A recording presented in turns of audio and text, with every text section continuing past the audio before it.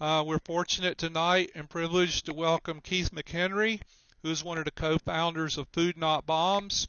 And Keith is coming to us live from Food Not Bombs Central out in the wide open hills of New Mexico. So we get to see everything happening on the scene and the real deal. So welcome, Keith. Thank you for joining us tonight. Great. Thanks for having me. That's really fun. I've never really done too many interviews out in the free school out inside, so it's really fun. Yeah, and I just wanted to let everybody know that just before we connected, Keith was finishing up part of the day's projects, which was building a fire pit out here. And the site that he's on is actually the Food Not Bombs Free School, which we're going to talk about more later. So why don't you give us a brief introduction to yourself and just describe the area you're in geographically a little bit, and then we'll launch into some of the questions. Cool. Well, I'm in Taos, New Mexico, which is northern New Mexico, at about 7,000 feet. And then we have the mountains above us, so we're in the San Luis Valley. And this is a very poor area of the country. New Mexico's the hungriest state in the U.S. often, or sometimes Mississippi beats us. And we're at the Food Not Bombs Free School, which is where we're trying to set up a program to teach people organic gardening and stuff like that. So those are some of the things that we're working on right now. And today we were making a fire pit and making plans for Los Alamos Nuclear Labs. We're going to provide food at a protest up there pretty soon on August 5th and 6th, usually, anniversary of Hiroshima Day. And so that's the kind of stuff we're doing here. And the volunteers that are at the free school are mostly Food Not Bombs activists from places like South Florida. We had one from Israel recently visiting here. And then, of course, local people that have been helping us out. Oh, great. And it's wonderful to have you live and on the site. So hopefully we can do just a little bit of a show and tell on the site here in a minute. So let's get into a little bit of Food Not Bombs history so we can place everything in context.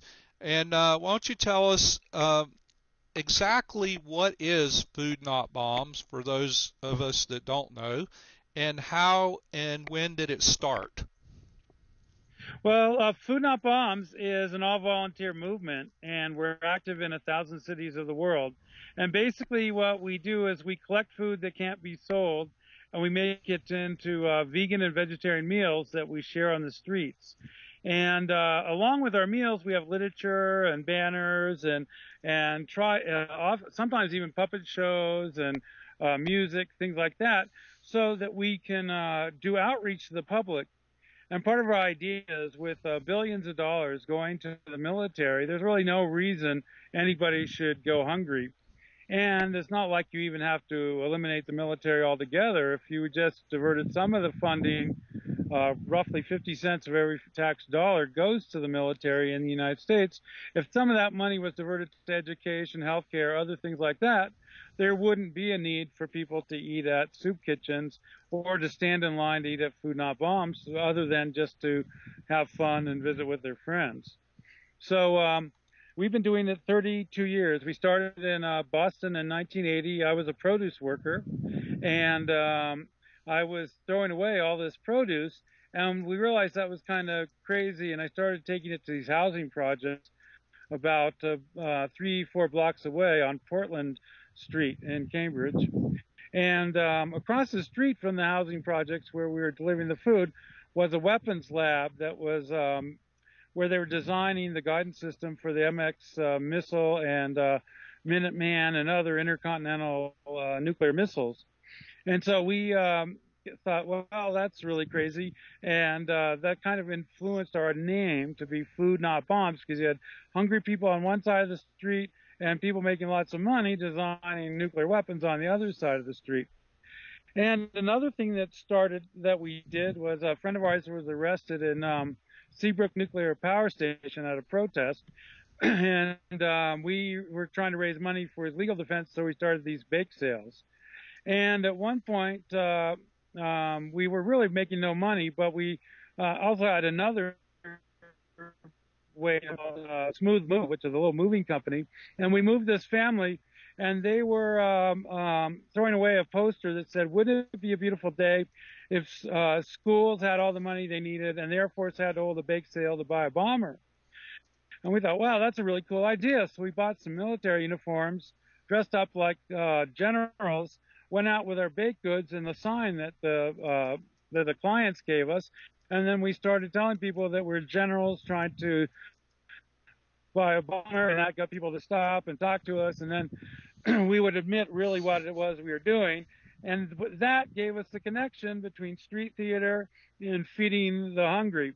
And so that evolved until on March 26th, 1981, we decided to do a soup kitchen outside the stockholders meeting of the Bank of Boston at South Station.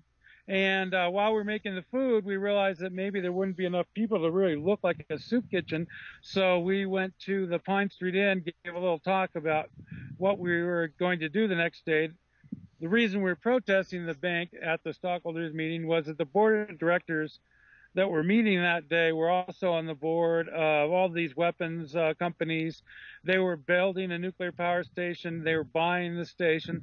It was all these same kind of economic policies that led to the Great Depression. So we thought we'd dress up as hobos, take the food that was being thrown away that we were recovering, make it into big pots of soup, go out on the streets and hand it out. It was so amazing that we decided to quit our jobs and do nothing but this. So that was, again, March 26, 1981. And what was remarkable is that the Occupy Boston was at the exact same location 32 years later, or 30 years later, almost exactly to the day. That was pretty crazy. Well, it's almost like the more things change, the more they remain the same. And, all these centers of protest rising up are pretty consistent. And it's been an interesting evolution to watch that.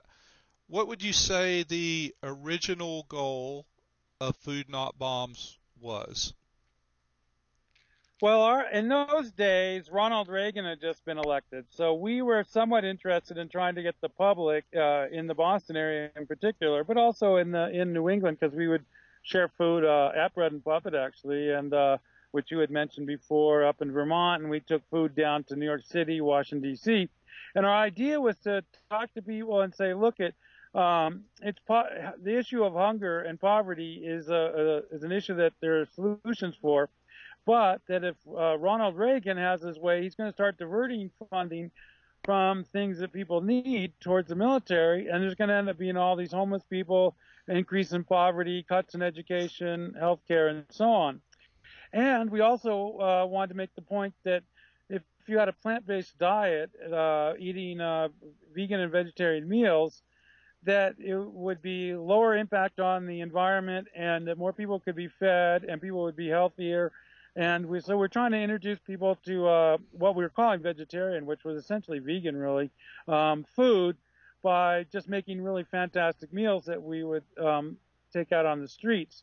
And we would do street theater about all kinds of different issues, like there was a war in El Salvador, the Soviet invasion of Poland, and so on.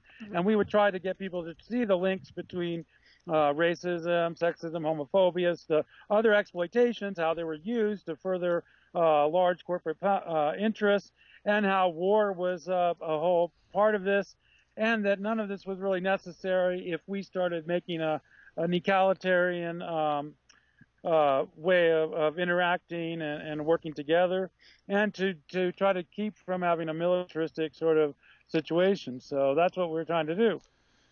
Excellent. Well, that was a good summary.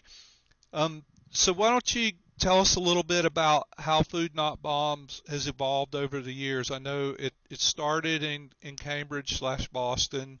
There was a migration out to the Bay Area, and now you said you're in 1,000 cities worldwide. So that's a pretty big evolution over 30 years. So why don't you tell us a little bit about that?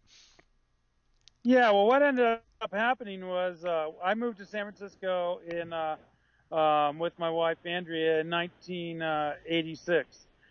December of '86 is when we left. In '87, we settled in San Francisco, and and we decided to start a new Food Not Bombs chapter there after Brian Wilson, who was a Vietnam vet who was protesting the war in El Salvador, had been hit by a train at Concord Naval Weapons Station in Concord, California. And so we thought innocently we would just start to do this food in, at Golden Gate Park.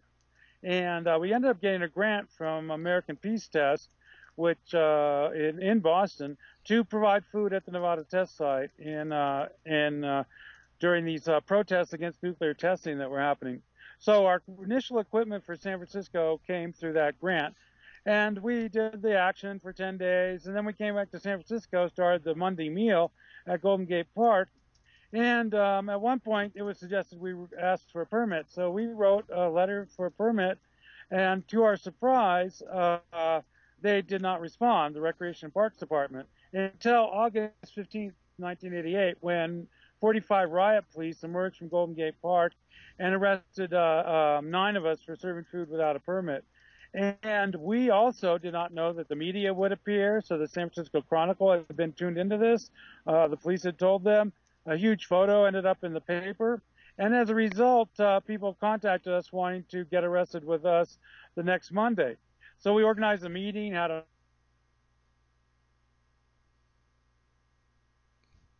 march, 29 arrests.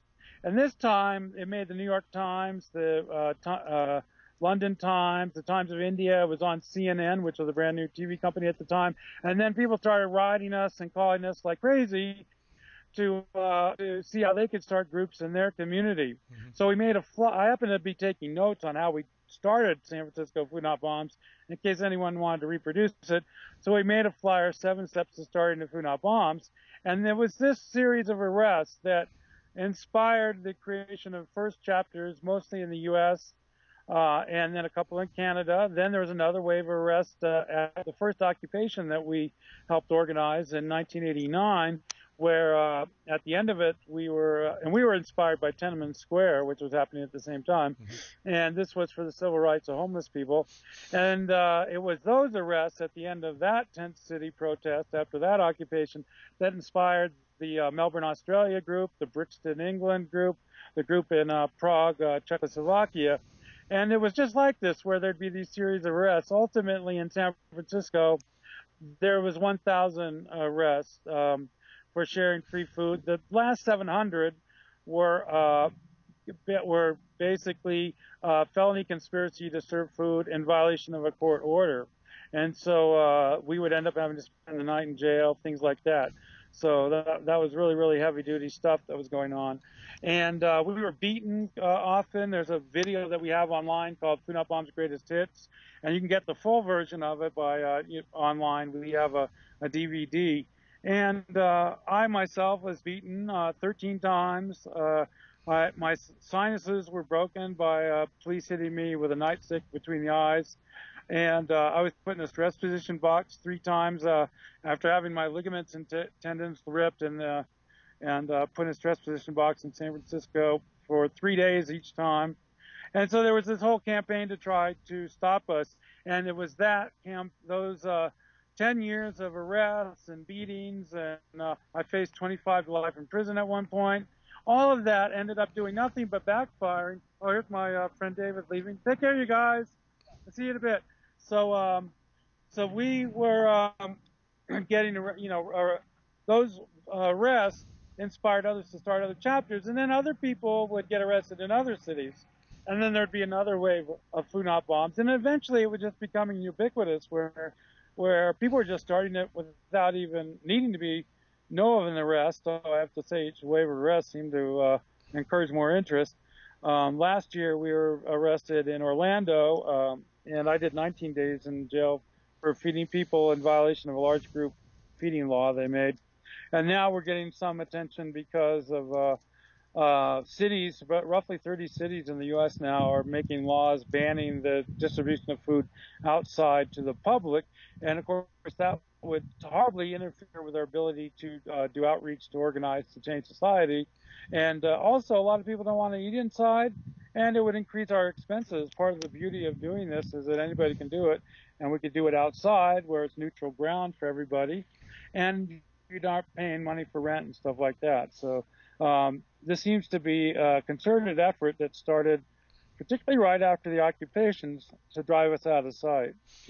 Um, yeah, and I want to come back and visit that topic, but we're having a lot of Skype network problems on this end. I don't know if you see that I'm freezing or not, but what I want to do is break the connection and call you right back, okay? And we'll see if we can get a better video feed. Okay, so I'll call you right back. And if the chatters will just hang on just for a second, we'll see if we can't get a little bit better for us. Sorry about that. And we're going to pick up the conversation on that particular question there, Crusader. So just give us another moment.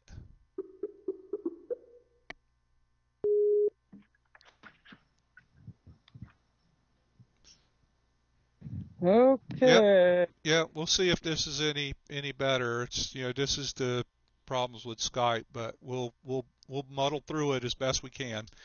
So you kind of gave us that rundown and the evolution about that. And one of the questions that I had that I was going to bring up later on was, what is the root source of the resistance of the authorities and law enforcement against feeding people? What is the deal with that? Why is there so much animosity and so much controversy around what seems like such a basic human need that is being fulfilled by an all-volunteer organization? I want to point out and make that clear that Food Not Bombs is all volunteer, top to bottom, correct? Yeah, we have no paid staff, including myself. I live in a school bus, and I try not to have any expenses, just so that no one has to get paid. So I do random weird jobs to make a living, and that's basically what anybody that does Food Not Bombs does. Or they got a job and they just do Food Not Bombs part time. So the issue, the concern about for the authorities is we learned over time what the concern was. But initially, the basic idea that we found was that the Bechtel Corporation, Chevron, Raytheon Missile Systems, some of these military contractors were concerned that if we were sharing free food outside with a banner that said Food Not Bombs, that the public would start to think that money should be diverted from military spending towards human needs. And we didn't have much trouble really with the authorities, like in Boston ever really, until San Francisco. And it turned out that's because Bank of America World Headquarters was there. All these military contractors were either there or in Silicon Valley, and they were very, very concerned that this could take off. Now, we think that there's probably more to it than just that, that somehow, there was research done that, said that this was true. And after the first arrest, I discovered that my phone was wiretapped on a memo dated September 27th, 1988, where they say, I'm going to take over an Army base with 3,000 people in San Francisco, and it was going to be more people than I had the year before, and all this stuff. You can see it online, foodnotbombs.net /spy.html. And the thing is that on that memo, they also said we were in alliance with these other peace groups and stuff like that. And the reality is we were just going to take food to a protest against the war in El Salvador. We had very little to do, or I had nothing to do with organizing the protest. I didn't even really know exactly the details. All I knew was I was invited, our chapter was invited to bring food to a protest outside the Presidio base, military base on October 15th, 1988. So then after that, it turned out that Thanksgiving, we have a Food Not Bombs button, which I'm sort of wearing here, and people wore these buttons there and went home for Thanksgiving. And then National Guards people would stop people at the airports and go, oh, we studied this group in domestic terrorism school. this Thanksgiving weekend. It's America's most hardcore terrorist group. And so that seemed pretty funny. We didn't really know what the issue was with that. But we kept getting arrests. We had smear campaigns in the media, all kinds of problems. And then in April of 2009, I happened to tune into C-SPAN one night after I spoke at Princeton University, and there was a lecture by two State Department officials from the Fletcher School of Diplomacy that explained that it was about comparing the people that share the free vegan meals in the park and Al Qaeda, which is more dangerous.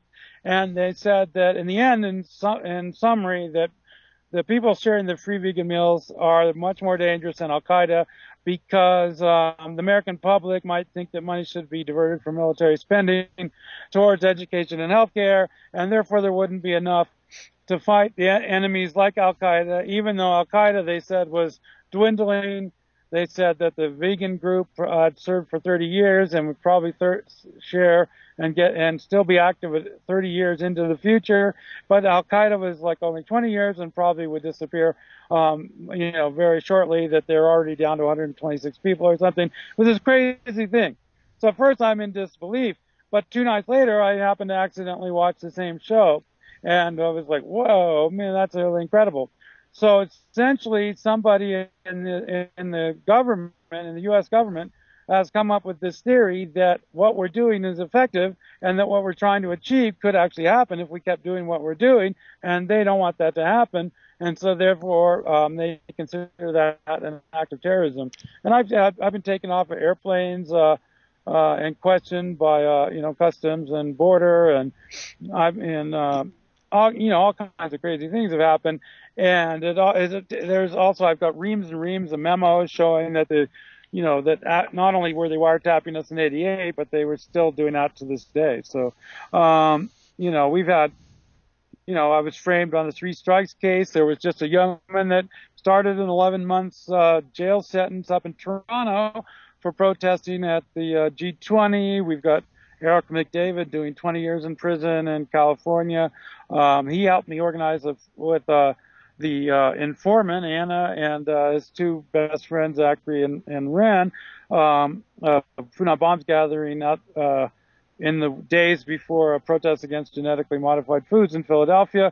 He had done nothing, and they were able to pit the defendants against one another and convict them. So we've been under this kind of scrutiny.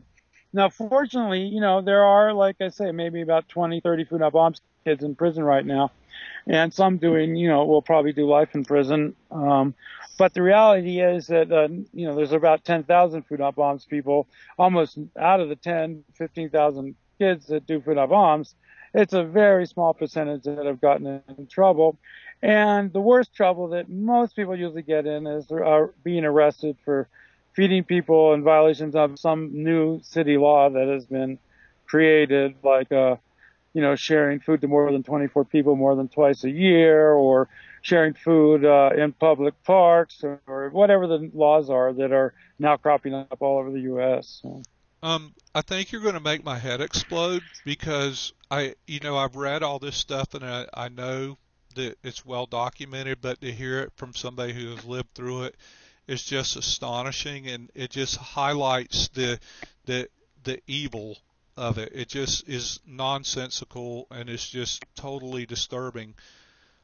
So thank you for your continued vigilance and stamina, and all those other people. It's ridiculous that we live in a culture that penalizes us for wanting to help people eat. So I will not get on my soapbox, because then I'll take up all the time.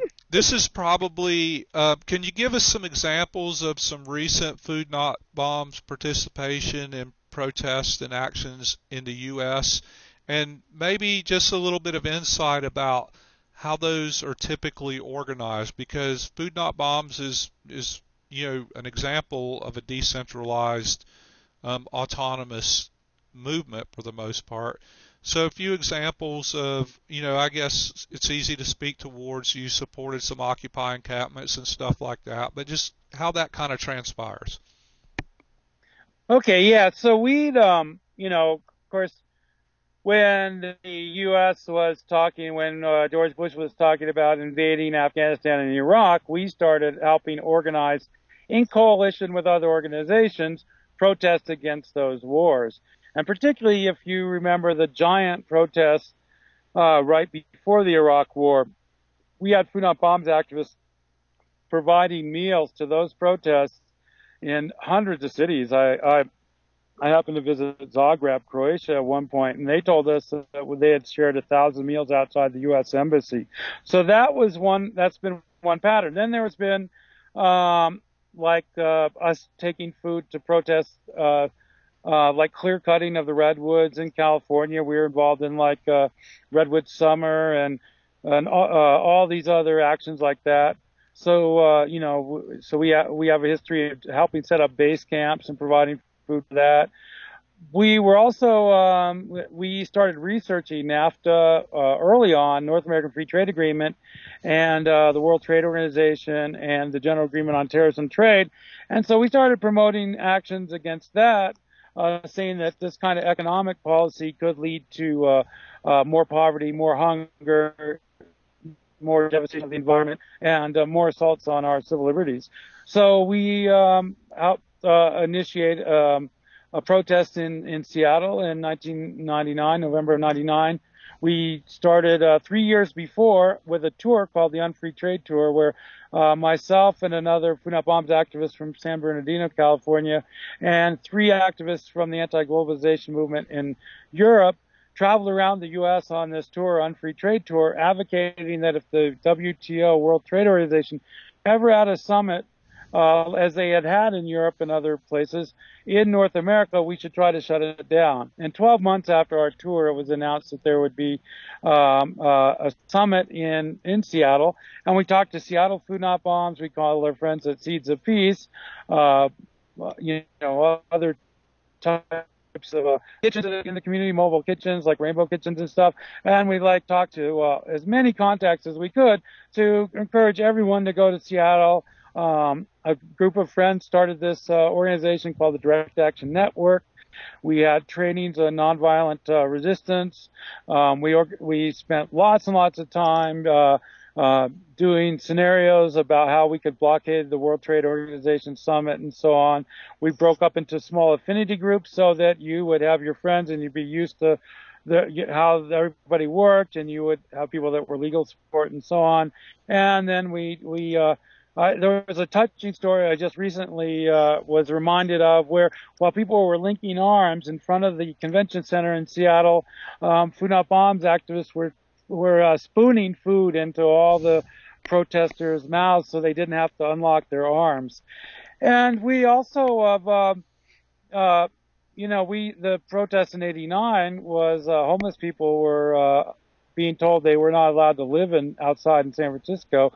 They actually approached us and asked for support, and we set up a 24-hour-a-day vegan kitchen in solidarity with the people there and started sharing food. And we stayed there for 27 days, 24 hours a day. But then we've had other things. There have been other anti-homeless laws all across the U.S., and so Food Not Bombs activists These are receipts will you do. might be How able to cool! use. We'll do other things like that to try to change things. So we've had some pretty interesting stuff happen in that regard. And then we have provided meals for blockades of the nuclear weapons test site in Nevada. We have done a lot. We were involved in some Food Not Bombs activists were actually at the original General Assemblies in New York City and helping organize the occupation there based on past experience that some of those Food Not Bombs activists had. And then we ended up providing meals and funneling food in to do occupations in hundreds and hundreds of cities around the United States. And I was really moved. I was getting calls there were live stream of Zuccotti Park the first day, and I had people from all over the world calling me about how to help out with food. It was beyond belief, and some people even in tears, so moved that this was happening. And so, I personally donated a huge amount of kitchen equipment and helped set up kitchens first in Chicago, then I was in New York, then I was at I did the McPherson Square in Washington D.C. Then I did Freedom Plaza, which was something I'd actually been and Food Not Bombs have been working on since probably January year before. That was the original so-called occupation that was going to happen, but then Adbusters advertised theirs, called for a Wall Street one, which on September 17th. And we've actually been working with Adbusters for years. They announced this thing called Buy Nothing Day years ago in the 90s. And so we share free vegan meals outside of McDonald's on Buy Nothing Day and do a really, really free markets. And that's something Food Not Bombs kids do all over the world. And we also, on the 16th of October, we do anti-McDonald's Day, and we share vegan burgers in front of McDonald's in hundreds of cities around the world on that day. We also do a thing called Food Not Lawns, which is part of what's happening here at the Food Not Bombs Free School, is teaching organic gardening and setting up low gardens with the local community in cities all over the world. Bikes Not Bombs, where we have bike parks, fix up bikes and give them away to people that need bicycles. Homes Not Jails, which is something that I helped start with some friends in the 90s in San Francisco, taking over abandoned buildings. That was during the savings and loan crisis. And then we would fix them up and invite homeless people living on the streets to adopt one of the empty buildings, make it their own, and then they would just live in the buildings. According to the book No Trespassing, we had keys to 400 buildings in the 90s in San Francisco, and people living in about 200 of those buildings. And then that movement just started up, and we started going all over going viral. So, we try to do these non-hierarchical, decentralized actions all over the world that are also based on meeting people's basic human needs. Yep. And I want to make the point, in case it was lost in that kind of chronology there, that these are not new actions and new events. You guys have been doing this for 20, 30 years all over, these kinds of actions, these kinds of supports. Is it generally the model that the Food Not Bombs groups are support affinity groups supporting the food element of actions, or do you guys actually organize larger events yourselves sometimes? Yeah, we do both things. Sometimes we just take food to an event that other people have organized. Sometimes we will be involved in a coalition of other groups helping organize actions. And then sometimes we will initiate actions ourselves and invite other people to join us in a coalition. So we do all of those things at the same time. And then we try to also interject other elements to these protests to make them more interesting. We've been really big proponents of puppet shows, of giant puppets, of street theater, that kind of thing, to make the actions more of a cultural event as well as a protest. And also we're seriously dedicated to nonviolent direct action. So we have done a lot of that. One of the actions that we initiated, that's been an ongoing project. It's not, really overtly connected to Food Not Bombs anymore, but it was initiated by the Food Not Bombs kids in Tel Aviv, was Anarchists Against the Wall. And the people in Food Not Bombs had been invited to provide meals at a peace camp on the West Bank. And so we did that, and during the 2 months of those peace camp meals, the people in Food Not Bombs came up with this idea of working in solidarity with the farmers on the West Bank to dismantle the wall between Israel. They have like a slogan, no state solution is their basic slogan. And so they work in harmony with local Palestinian community to remove the wall whenever possible. And I had the good fortune to arrive the day that was happening on the first Anarchist Against the Wall action. So it's just really amazing. So, you can be that way where it's really a Food Not Bombs in thinking of the concept in solidarity with other people, but it could also be other situations, where we've just been invited to bring food, Right. We worked against GMOs and all kinds of things like that. So now would be a good time, I think, just to continue along this line of thinking. Why don't you go ahead and tell us about a few of the current projects that I stumbled across, the Free Skool, of course, being one of them, the World Gathering, and the Elect to End Hunger and Poverty tours. Yeah, so okay, that's cool. So, yeah, so we organize these world gatherings periodically. The first one was in 1992 in San Francisco, and it had 70 people. And it was only a world gathering in that some people from Canada showed up, and but then who were doing it in Vancouver, BC. And then we had another one in '95 where about 600 people actually went through the Convergence space that we organized, and it went on for 10 days. And we often do them in conjunction with something else. So like the first one was in conjunction with the 500th anniversary of Columbus discovering the New World, and San Francisco was the official city to celebrate that. So we did those in concert. And the one in '95 was with the 50th anniversary of the founding of the UN and a dedication of a monument in San Francisco to the Universal Declaration of Human Rights at a time where we were being arrested every day near where the monument was to be erected at UN Plaza. But this time we are doing it in advance of the Republican National Convention in Tampa, Florida. And this grew out of a series of meetings that happened when Orlando Food Not Bombs looked like it was going to be facing arrest. And so when that was happening, we had a gathering in Orlando. Food Not Bombs activists from around Florida came, and we decided then to organize a world gathering in Tampa in the week before the convention, and then we'd feed the protesters coming to the convention. And we have done that at other national conventions. We have served food and fed protesters at the national political conventions, both Democrat and Republican, for probably over 20 years, maybe 25 years. And then the Free Skool was actually born out of that same period of time. There was a group of Food Not Bombs activists from South Florida who were involved in helping. They were doing this amazing actions in Fort Lauderdale and getting a lot of grief by the local authorities for it. And in fact, their house was raided. They had some really good success in that they stopped the shipment of primates through the Fort Lauderdale airport to labs to be tested on. And so through and they're amazing. The South Florida movement of Food Not Bombs is just incredible. They so much remind me of the first Food Not Bombs chapter, where they're just full out doing Food Not Bombs and doing puppet shows, all these things like that. It just was really incredible. So from that, we decided to just organize this Free Skool. So this is really like us setting it up, trying to figure out really how to do it.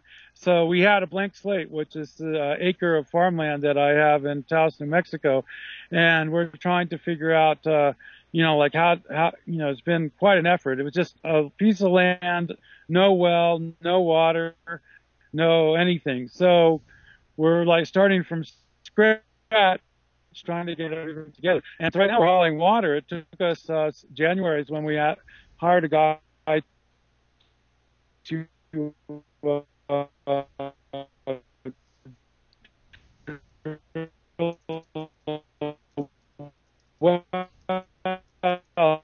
in New Mexico did it a week ago. And so now we're trying to get pumps and get up the water, the well, the plants.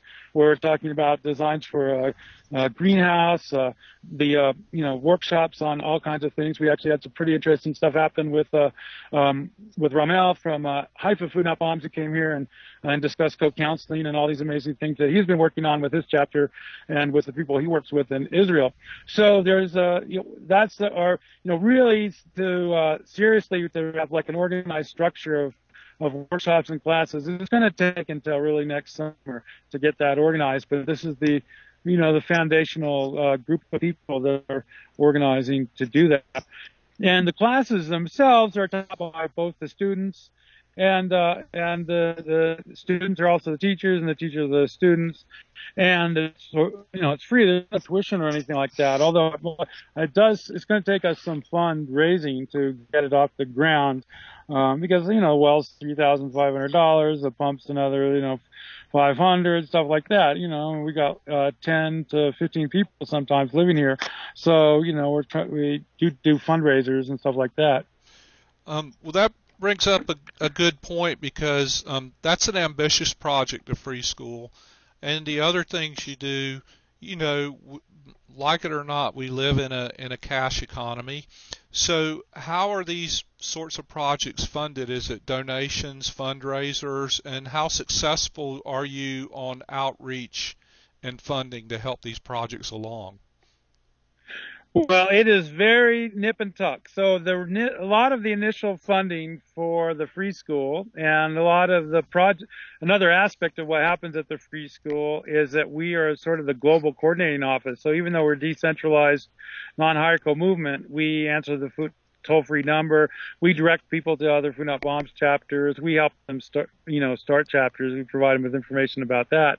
So one of the ways we've been raising money has been doing tours, and I've been doing a lot of speaking tours at colleges since 1995, actually, maybe even 94. And we try to get honorariums from like Amnesty International and these clubs, Oxfam and stuff, will bring me in. They'll request funding from the student activity fees to have me speak. And I usually start speaking in September, and I tour the eastern half of the United States in September, October, November, into December. Then sometimes I'm invited to speak in Africa or Asia or someplace, and I try to get people with some money to buy the plane ticket and stuff, and go do that, and then come back, and then I do more speaking engagements on the western half of the United States, the spring semester, and we have on foodnotbombs.net information on how to book one of these presentations.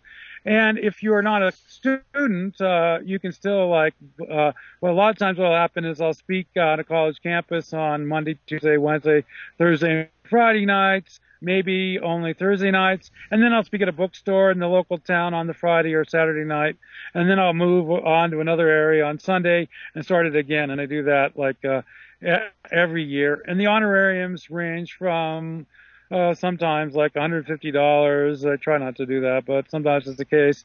And the largest we've ever had was Oberlin once donated $3,000, and we were able to take that donation, and that year was pretty successful. And we bought a van for the kids in Nigeria, and we helped set up 12 Food Not Bombs chapters in Nigeria with the funding from those honorariums. So that's the main thing. But people can go to foodnotbombs.net and donate. There's a $1 for Peace campaign. You can actually donate more than $1, but definitely even $1. As the website says, if a million people did that, it would imagine how much funding there would be. We have like advisory committee, and you can see the whole budget on the website. You can see the bylaws for the free school and how that's set up. We're trying to get nonprofit tax exempt status for the school itself. Although Food Not Bombs, as a entity, is a non-official association of people that just work cooperatively together, making decisions by consensus in each of the independent cities. So we don't have any, we really keep our resources low. So you can see how inexpensive, relatively speaking, it is to do what we're doing. And that's largely because we try not to have too many expenses. I live in a school bus called Katrina, the second bus to show up in New Orleans after the hurricane. And, I've been living in that now for years, and it's just parked on this land, and we just, swim in the Rio Grande River or other ways of getting baths. We eat the Food Not Bombs food. We try not to spend money except for on stuff that really makes sense. So we might try bulk rice and beans. We might buy cooking equipment. Right now, as I'm saying, we're trying to finish the paying for the well and the pump, and that will be a huge asset to the free school. And we're buying materials for the this group that's buying stuff for the to make sure that everybody's fed at the Republican National Convention and so on. So those are some of the things that are happening. That's good. Actually, we spoke off the air that I had done an internship with Bread and Puppet, and they operate much the same way. Low overhead. Do in bulk, and any of the income that's generated from anything goes back into the show. So I'm familiar with that, and it's actually people who haven't lived that way. It may be a little bit difficult to understand, but actually it can work pretty well. I mean, it's not easy, but it is very effective. And what you guys are doing there is an exercise and a model in sustainability on a larger scale. So it's a grand, exercise and experiment, and good for you for doing it. And it will be successful. I mean, clearly. I think I wanted to speak a little bit to your website, which is kind of an odd thing to do, right? And we never do that. But I have to say, your website is one of the best information delivery systems that I've seen ever, and I speak with some degree of authority, that you cover a lot of territory. It's digestible, it's easy to navigate, and you have the information there that anybody can access, and it is very transparent. I mean, the budgets, all the accounting, everything is there, and it speaks highly of you. And I'm wondering, how are you guys able to pull off such a good model with that? Because you would not, you use the digital tools very well, is where I'm going with that. And I find it interesting that you're able to mix those two parts of the toolkit. So I was wondering who does that, how they do it, just briefly. Are you writing all that yourself? I mean, it's pretty in-depth and pretty detailed. Well, yeah, it kind of evolved. So, when I was taught how to write HTML by a 10-year-old in 1996 or 97. And I've kind of, he taught me, it took him about 10, 15 minutes to teach me web design. And so after that, I just kind of started flying.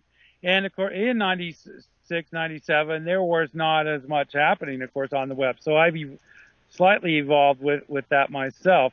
Now, some people think it should have more, tables and all these things like that. But I actually found, because I also travel a lot and I go to Africa and stuff, that to make it as simple as possible and is really advantageous, because a lot of people have dial-up and have like a really difficult time accessing stuff. So just to make it clear and easy and simple so that you can find everything, I felt was really important.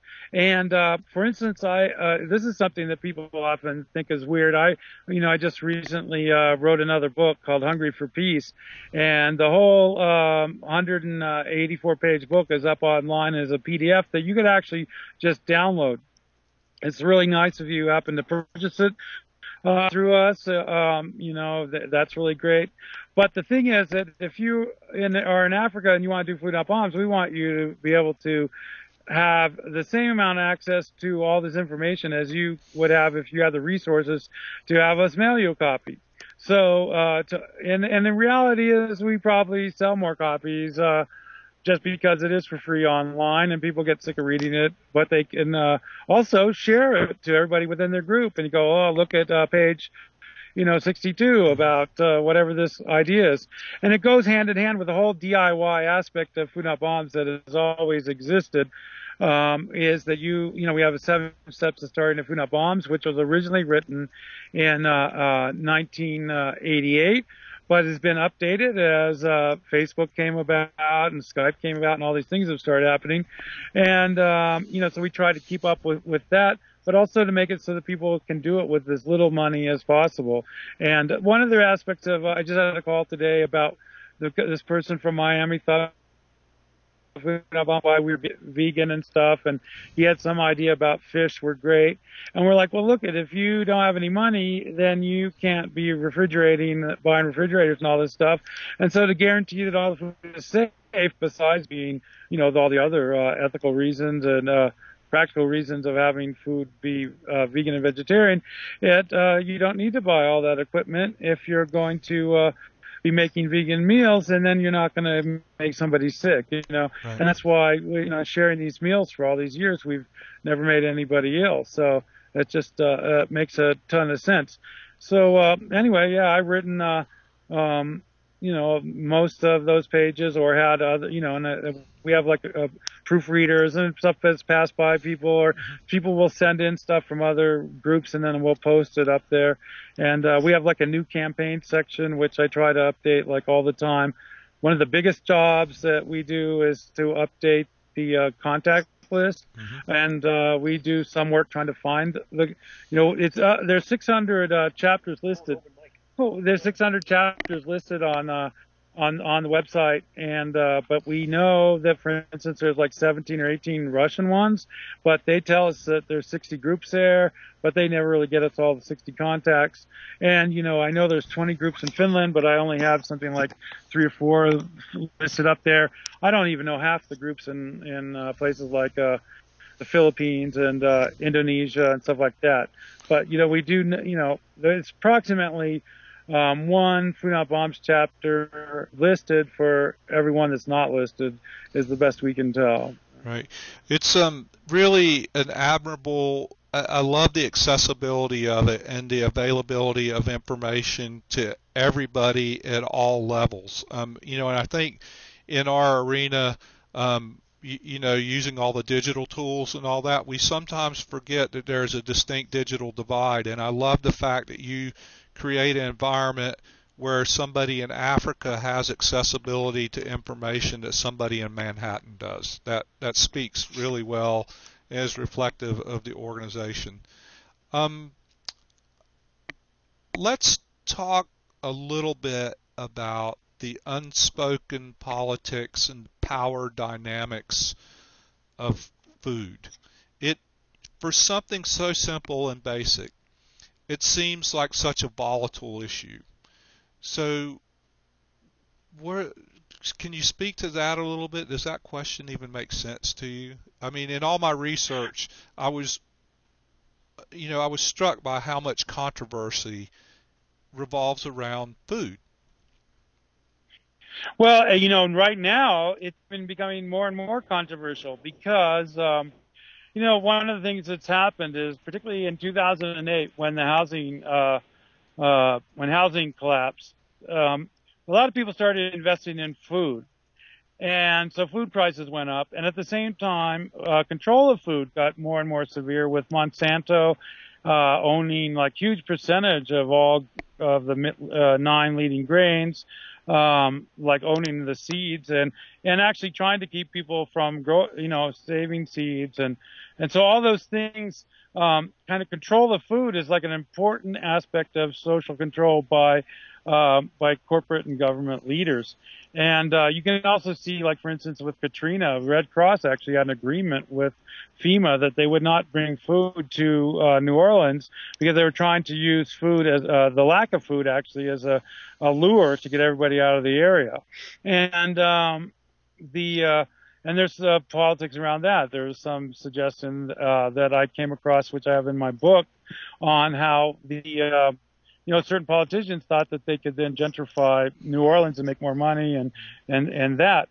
But then the other thing is that even on the local level, but as a national policies, there's things like weed and seed and so on that are funded by our tax dollars, the Justice Department, where they actually use kitchens and so on, and food banks, as a form of social control, threatening to shut food banks or soup kitchens down if people don't behave, things like that. So, for instance, if there's a shooting in a community where an unarmed person's killed by the police, then a lot of times they'll be like, oh, don't be protesting that, because then we're going to lose access to our food. And they will pit poor people against one another to save things like food banks, so that when actually everybody should just have food. It's like food's a right, not a privilege. So you could also see that in the farm subsidy issue. billions of dollars going to fund corn syrup and genetically modified foods that are with patents, that where you have to buy the seeds and the activator genes, food which we're seeing now is failing in a major way because of the droughts, and that they're not working. The pesticide aspects of them are not really working. The whole idea of GMOs is just so that these companies, and primarily Monsanto, can own the food, and therefore we have to come back to them every season to get the seeds, and that they own also a matrix of cooperations, and so they work in conjunction with banks, with people buying the food. It's a whole system of corporate domination and corporate control, and that is probably at no time in Food Not Bomb's 32 history has this issue been of more concern, because we can see, we've been working against it for the whole 32 years, but with the drought this year, I mean, we're having like severe droughts even here in New Mexico. We're going to see food prices doubling, possibly. That's what the UN says. That's what economists are saying.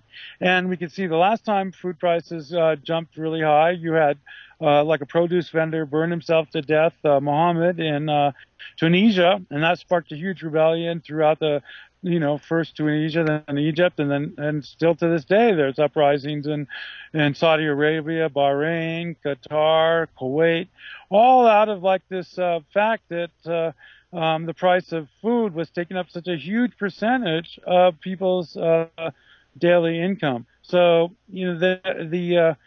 it's a very super volatile issue, because one thing people need is water, they need oxygen, they need food, they need a place to be, and that's even not saying anything about health care and having dignity and so on.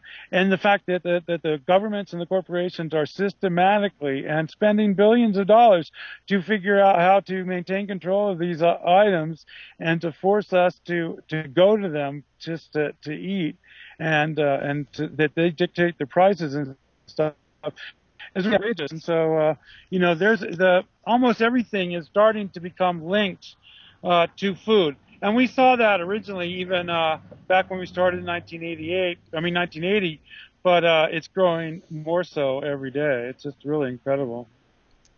Yeah, I actually am involved with a couple of local food justice, actions in our area, and that was something I came to just recently in the past couple of years, and now my experience with them has been that I find it incredible that food and hunger are used as leverage against people, because it's almost like there's always a condition, right? I mean, this is what you run into is, okay, we're going to do this soup kitchen, but here's the conditions, and as long as people meet the conditions, then they're welcome to eat, which is, it's just wrong, You shouldn't use that as leverage against people. That's exactly right. Yeah, it's really frightening. Well, I hope people can get involved with us. Pretty soon. I'm gonna go. I'm having an electrical problem on my end. I'm smelling some weirdness. So I might want to sign off pretty soon. But I definitely want to encourage people to come to foodnotbombs.net and get involved in what we're doing. And again, we certainly appreciate any financial support. You can see, as you pointed out, that the financial issue is really clear. And we're not spending money on salaries and on stuff like that. It's really bare bones, but for the little money that we have, we get a ton out of it. So right, it's like pretty amazing. Well, if you're about or on the verge of equipment problems because of overheating or anything, I want to give you the opportunity to speak out on anything else you might want to, and then we can wrap it up if you would like to. Yeah, I probably should. It does smell like an electrical fire here somewhere, but I don't know what that's about. So anyway, yeah, the main thing is that for people to get involved in Food Not Bombs, the whole thing about Food Not Bombs is our volunteers. It's like if you want to start a chapter, you can go to foodnotbombs.net. to start a chapter. You can donate. You can see also on foodnotbombs.net, it says donate today on there. There's PayPal. There's sending checks. That's super, super helpful right now. Sometimes we go for months and months. We're totally oblivious to needing funding. And then sometimes like now, we're like, oh my God, we really need some funding. So that would be super helpful. And if you can forward that website onto all your Facebooks and stuff, there's also Free Skool website. There's Food Not Bombs Facebooks and stuff like that. All that you can find through foodnotbombs.net. And then also, we're about to go out on a tour right after the World Gathering. We'll go out on the Food Not Bombs, the Elect End Hunger and Poverty Tour, where I speak about the history of Food Not Bombs and the philosophy and what basically Food Not Bombs is currently doing now, and then how you can get involved and how you can support it. And usually your local chapter might participate, and so it's a way of getting more people to volunteer with the local chapter, doing all the different projects like Food Not Lawns, like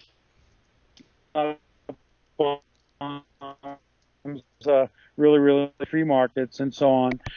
And also there you can get the book online too, Hungry for Peace. And it's all just right there on the website, foodnotbombs.net. And we have a toll-free number, the Hunger Hotline at 1-800-884-1136.